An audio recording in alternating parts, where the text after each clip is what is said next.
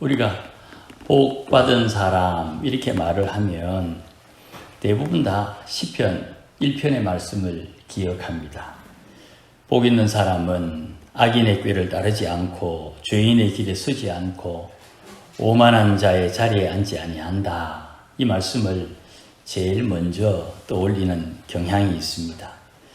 그런데 오늘 본문의 말씀에 보니까 복 있는 사람을 조금 다르게 표현합니다. 1절 말씀에 허물의 사함을 받고 자신의 죄가 가려진 자는 복이 있다. 이렇게 말씀합니다. 시편 1편의 말씀은 좀 긍정적으로 하나님의 율법을 주야로 묵상하는 사람, 그가 복이 있어서 말씀, 율법에 따라 악인의 꾀를 따르지 않고 죄인의 길에 서지 않고 오만한 자리를 피하는 이런 표현이라면 허물이 있는데 허물의 사함, 용서를 받은 사람이 복이 있다. 죄가 있는데 그 죄를 가려주시는 은혜가 있는 사람, 그가 복이 있다. 그렇게 말씀을 합니다.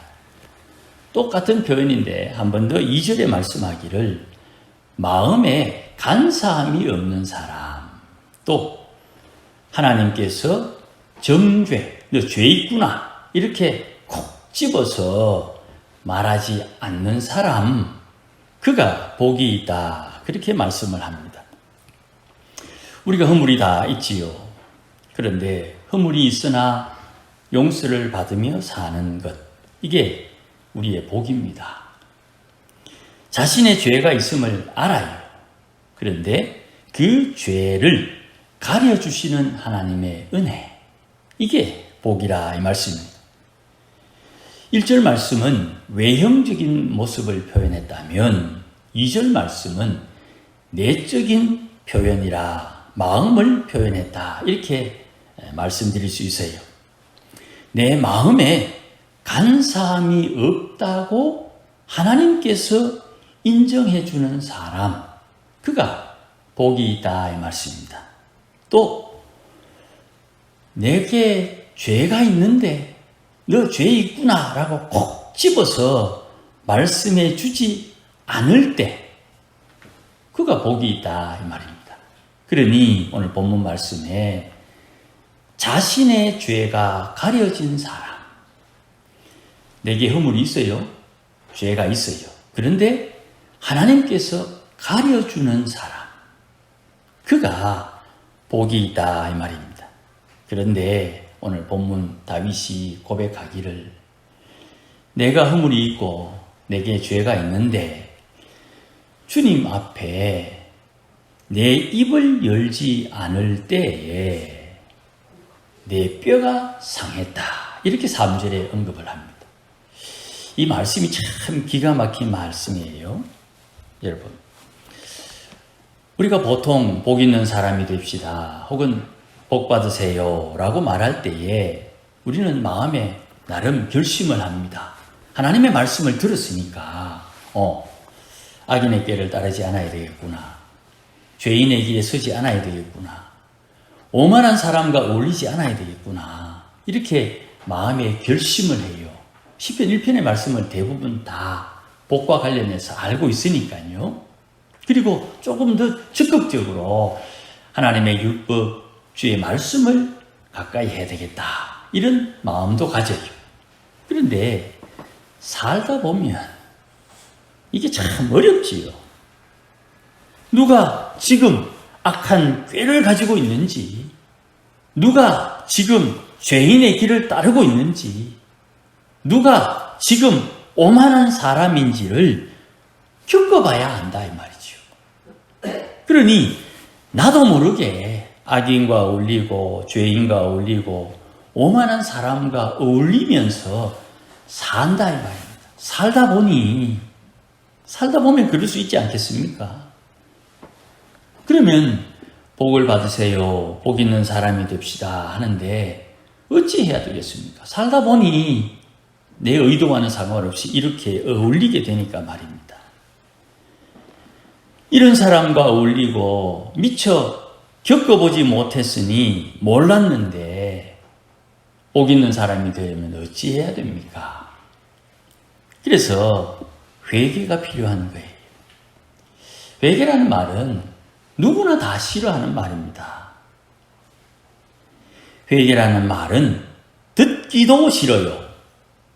왜 그러냐 하면 당당하게 자신감 있게 뭔가 업적을 남기려고 하는 마음이 누구나에게 있거든요. 그런데 회개하라. 이게 결코 유쾌한 말이 아니에요.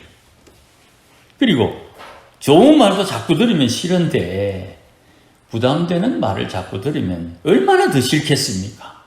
이게 사람들은 다 똑같은 거예요. 인지상정인 거예요. 그러니 나도 모르게 어울리고 살다 보니 이럴 수밖에 없는 상황에서 거기에서 빠져나올 수 있는 방법은 회개인데 이 회개를 싫어하니 나오고 싶어도 참 나오기가 어려운 거지요. 오늘 본문 3절에 내가 입을 열지 아니하니 속이 답답하다. 그래서 신음 소리를 낸다.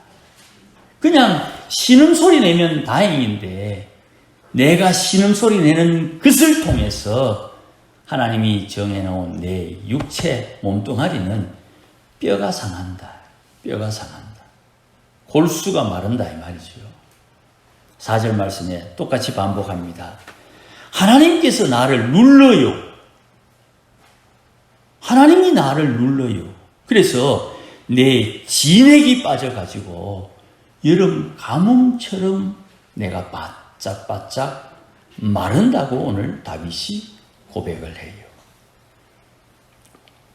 왜 이런 일이 생깁니까? 죄가 있는데, 허물이 있는데, 허물을 용서해 주시는 분이 있고 죄를 가려 주시는 분이 있음에도 불구하고 입을 열지 않으면 이런 문제가 생기는 거예요. 우리 신앙생활 하면서 꼭 기억해야 하는 것이 있습니다. 허물이 있습니다.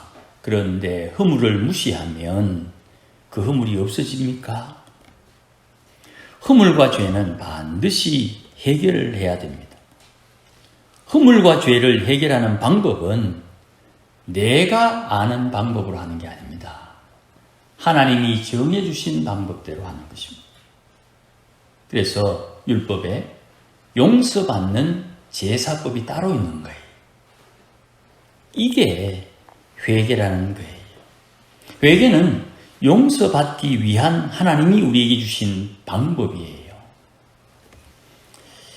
혹시 여러분 다 아시리라고 생각합니다만은 한 번 더 말씀을 드립니다. 용서라는 것은요, 하나님만 하는 겁니다. 우리도 용서하지 않습니까? 그렇죠? 하나님의 형상으로 지음받았기 때문에 우리도 하나님을 흉내내어서 용서하는 겁니다. 용서는 하나님만 하시는 거예요.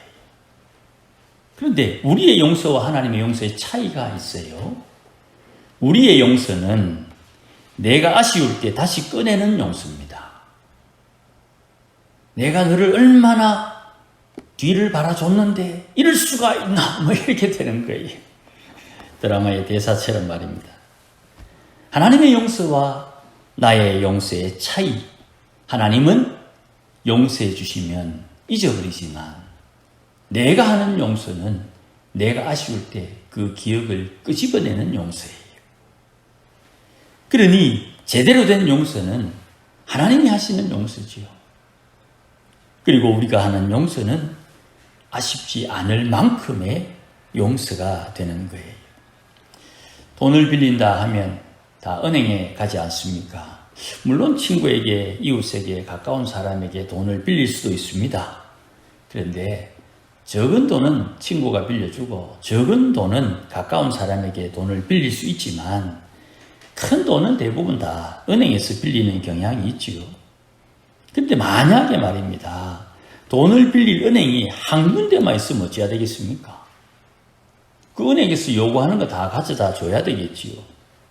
마찬가지로 하나님만 용서하기 때문에 하나님께서 요구하는 방법으로만 용서를 받을 수 있다. 이런 생각을 하면 좀 하나님이 못된 것 같아요. 그러나 용서는 하나님의 것입니다. 마찬가지로 하나님만 가지고 있는 고유 권한, 복을 주시는 것도 하나님에게만 있습니다. 그래서 우리는 복 받으라 하는 것을 좀 유식하게 축복이라고 하죠. 내가 복을 빈다 이 말입니다. 축복. 하나님은 복을 주시는 분이지요. 하나님은 축복하는 분이 아닙니다. 하나님은 복을 주시는 분이고 우리는 복이 내 것이 아니기 때문에 복을 빌어주는 거예요. 축복. 사람이 복을 받는데 만약에 유효기간이 있다고 하면 그 복은 허무하겠지요. 이 땅에 사는 동안 누리는 복은 사는 동안 좋은데 죽음이라는 도적을 만나면 이 땅에서 누린 그 복은 다 일장춘몽이 됩니다. 그러니 하나님께서 우리에게 복을 주셨을 때 이 복이 영원할 수 있는 복이라면 얼마나 좋을까? 내가 복을 누리고 또 남은 복을 나누어 줄 수 있다면 이건 진짜 대단한 것이지요. 이 대단한 것을 하나님을 경외한다고 인정받은 아브라함에게 주신 하나님의 약속이에요. 복의 근원이다 하는 말은 그런 뜻이에요. 우리가 생각하는 보다 엄청나게 대단한 은혜요. 복이 되는 것입니다. 이것을 알고 있는 다윗이 하나님 앞에 용서받는 방법을 제대로 깨닫지 못했을 때 오늘 보면 3절과 4절 말씀처럼 신음하는 거예요. 신음. 아이고야, 아이고야 이렇게 신음한다 이 말입니다. 그런데 이 상황을 해결할 수 있는 방법이 다윗이 깨닫게 되었는데 5절 말씀에 내 허물을 여호와께 자복하리라. 하나님 앞에 자복하리라. 또 내 죄를 하나님 앞에 고백하리라. 내 죄악을 숨기지 않고 정직하게 하나님 앞에 아뢰리라 했더니 주님께서 내 죄를 용서했다. 이렇게 5절에 고백을 해요. 어떤 분들은 자기에게는 너그럽고 다른 사람에게는 아주 깐깐하게 구는 사람들이 들어 있습니다. 자기 가족에게는 너그럽고 다른 사람에게는 아주 깐깐하게 구는 사람들도 있어요. 또 자기 말을 듣는 사람에게는 너그럽고 그렇지 못하는 사람에게는 불편해하는 사람도 있어요. 이런 성품은 대부분 다 용서와 상관이 있어요. 성도가 예수 믿는다는 이유만으로 세상에 살 때에 손해보는 이유가 무엇입니까? 용서에 대한 큰 경험이 있기 때문이에요. 내가 죽을 죄를 지었는데 네가 무슨 죄를 그리 많이 지었노? 우리가 죄와 허물로 이미 죽었던 사람이거든. 바울이 말하는 것처럼 우리의 죄, 우리의 허물을 알고 그 큰 허물과 죄를 용서받은 경험이 크면 클수록 성도라는 이유만으로 세상 살면서 손해보는 거예요. 그러니 적어도 용서받은 만큼 용서하는 것입니다. 가끔 뉴스에 보면 큰 은혜를 입은 사람, 물에 빠졌는데 구원을 받았다든지, 불이 났는데 살았다든지, 감당할 수 없는 큰 수술비를 누구에게 도움을 받았다든지, 이런 사람들 인터뷰하면 뉴스에 앞으로 남을 도우면서 살겠습니다. 이렇게 말하는 분들 종종 보잖아요. 적어도 이런 분들은 남에게 도움을 받은 만큼은 다른 사람 도우며 살겠다 하는 마음을 인터뷰로 고백을 하는 거죠. 마찬가지로 용서받은 만큼 용서하며 사는 것이에요. 그래서 우리가 충분히 추측할 수가 있는 것입니다. 조금 더 큰 용서를 할 수 있는 사람은 적어도 그 정도의 용서를 깨달은 사람이라는 말이에요. 그러면 만약에 조금 더 큰 용서를 할 수 있는 높은 인격의 사람이 되려면 어찌해야 되겠습니까? 말씀드리다 보니까 더 큰 죄를 용서받으면 되니까 더 큰 죄를 지을까요? 이거는 뭔가 앞뒤가 좀 안 맞지요. 더 큰 용서를 받기 위해서는 자주 용서하면 용서받으면 되는 것입니다. 큰 죄를 용서하기 위해서는 자주 용서받으면 되는 것이에요. 누가복음 7장 제가 자주 인용하지요. 누가복음 7장 47절에 예수님 말씀입니다. 그의 많은 죄가 사하여졌도다. 왜냐하면 그의 사랑함이 많음이라. 사함을 받은 일이 적은 자는 적게 사랑하느니라 하는 말씀이 있어요. 이 말씀을 가지고 이렇게 한번 정리를 해보았습니다.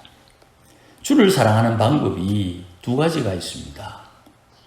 하나는 예수님 말씀에 나를 사랑하는 자는 내 계명을 지켜라 그랬습니다. 또 오늘 본문 누가복음 7장 말씀처럼 주를 사랑하는 또 다른 하나의 방법은 용서받는 것입니다. 계명을 지키는 것보다 용서가 쉽지 않겠습니까? 그런데 사실은 용서가 더 어렵습니다. 말이 용서지, 용서, 얼굴 보고 불쌍히 여긴다. 말이 용서지 이게 죽을 지경입니다. 용서는 내 마음이 감당할 수 있는 여유가 있어야 용서가 되는 거예요. 감당할 수 있는 내 마음의 여유는 용서받으면서 만들어지는 거예요. 회개하지 않으면 용서 못합니다. 용서가 안 되는 이유는 회개가 없어서 그런 거예요. 6절 말씀에 어떻게 그럼 회개합니까? 주를 만날 기회를 얻어야 되는 거예요. 주님을 만날 기회를 허락받아야 되는 거예요. 주님을 만날 기회를 잡아야 되는 거예요. 주를 만날 기회, 이것을 오늘 본문 밑에 보면 죄를 깨달을 때 이렇게 돼 있어요. 사람이 자기 죄를 깨달을 때 주를 만나는 거예요. 자기의 허물을 깨달을 때 주님을 만나는 거예요.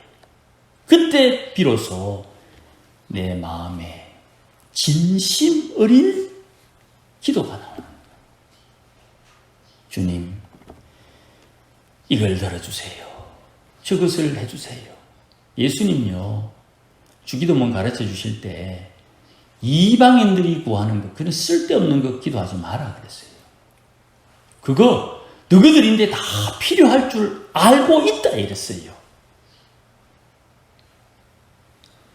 죄를 깨달을 때 진실된 기도가 나오는 거예요. 주를 만날 기회를 잡아야 돼요. 그러면 하나님께서 8절에 내가 너의 갈 길을 가르쳐 보인다. 내가 너를 콕 집어서 주목하여 훈계할 것이다. 그래 말씀하세요. 이것을 선택하니 저것이 울고 저것을 선택하니 이것이 울 것 같아요. 그래서 어떻게 해야 되는가? 무엇을 선택해야 됩니까? 요즘 말로 결정장애. 죄를 깨닫고 하나님 앞에 기도할 때 주님께서 콕 집어서 너 이거 해라 그렇게 말씀하시는 거예요. 그러니 주님께서 이거 해라 할 때에 순종하면 좋은데 이게 참 쉽지가 않지요. 왜냐하면 우리는 세상을 살고 있기 때문에 이걸 하면 손해볼 게 뭔지, 저걸 하면 이익 볼 게 뭔지 이게 본능적으로 확 우리에게 다가와요. 그러다 보니 참 순종이 어렵지요. 그런데 오늘 본문 9절에 너희는 무지한, 알지 못하는, 본능으로 사는 말이나 노새같이 되지 말라 그랬어요. 말이나 노새는 굴레를 씌워가지고 제어하거든요. 야고보서에도 이 말씀이 있지요.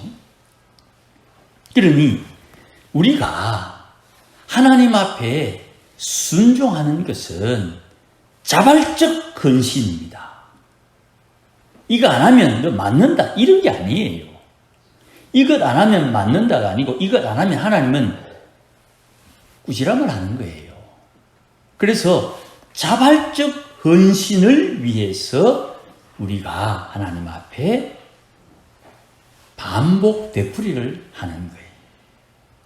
그것이 두 가지, 우리 에베소서 새벽에 에베소서 묵상할 때 두 가지 바울이 언급을 하죠. 첫째는 겸손, 두 번째는 온유함, 이렇게 말씀합니다. 내가 하나님 앞에 내 마음을 낮추어야 순종을 할 수 있어요. 이거 해라. 하나님 내가 세상 살아보니까 안 되던데요. 이건 교만이에요. 주님이 하라 하면 예 해야 되는데 이게 주님 내가 배운 바로는 그게 아닌데요. 내가 이때까지 해보니까 안 되던데요. 이게 겸손이 없는 거죠. 또 주님 말씀하시면 거기에 순응해야 되는 것이에요. 종종 여러분들 이런 이야기 들은 적이 있지요. 아이들을 키울 때 재능을 살려야 된다. 성경에 재능을 살려가지고 망한 사람이 한 명 있어요. 누구냐 하면 삼손입니다. 삼손이 사사인데 자기의 재능을 가지고 힘 꽤나 썼더니 이 인생이 우리가 잘 알고 있는 대로 엉망진창 난리법석이 되는 거예요. 사람은 재능을 따라 사는 게 아니고 말씀을 따라 살고 성령의 인도함을 받아야 되는 거예요. 말이나 노새같이 재갈에 의해서 통제되는 성도가 되면 안 돼요.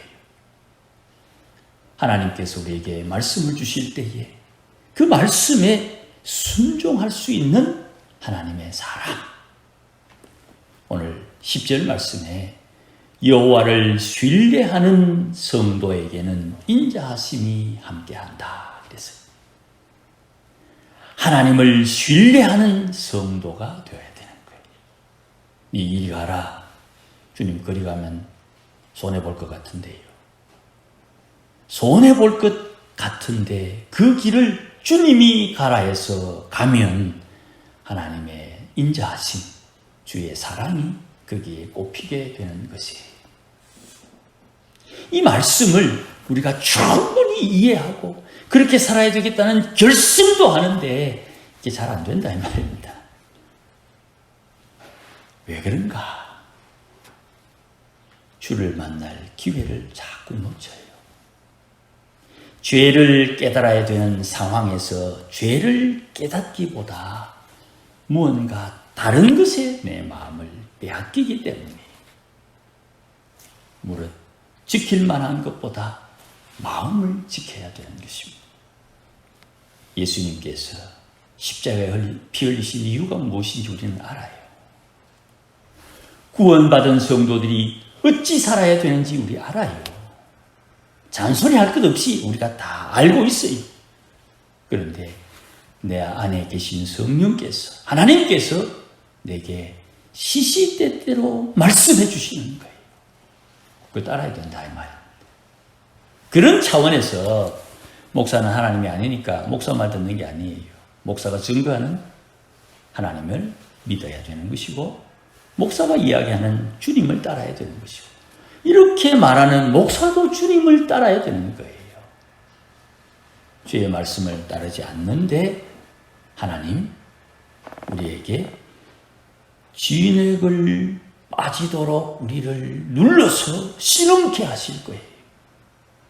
그러니 오늘 하나님의 말씀을 마음에 잘 받아서 주를 만날 기회를 따라 주를 섬기고 주님 깨닫게 해줄 때에 기도하는 하나님의 백성들이 되어야 되는 것입니다. 이 은혜가 함께하기를 주의 이름으로 축복합니다. 기도하십시다. 하나님 아버지 감사합니다. 오늘도 허물이 있으나 가려주시고 우리의 연약함이 있으나 덮어주시는 하나님, 그 크신 사랑 진심으로 감사를 드립니다. 늘 용서받으며 살게 하시고 용서받으며 사는 우리가 용서할 때 우리도 알지 못하는 숨겨진 허물과 죄를 다시금 용서받는 크고 놀라운 은혜의 자리에 나아갈 수 있도록 날마다 인도하여 주시옵소서. 주님 만날 기회를 놓치지 않는 용기의 사람들이 되게 하소서. 하나님의 인자하심을 누리며 사는 복된 성도들이 다 되게 하여 주시옵소서. 예수님의 이름으로 기도하옵나이다. 아멘. 이제는 우리 주 예수 그리스도의 크신 은혜와 하나님 아버지의 극진하신 사랑과 성령의 충만하심과 인도하심과 복주심이 오늘도 하나님을 사랑하며 주님 만날 기회를 놓치지 않고 하나님의 은혜 가운데 복을 받아 누리며 살기를 소원하는 모든 믿음의 권속들 심령 위에 우리 교회 위에 이제로 영원토록 함께 계실지어다. 아멘.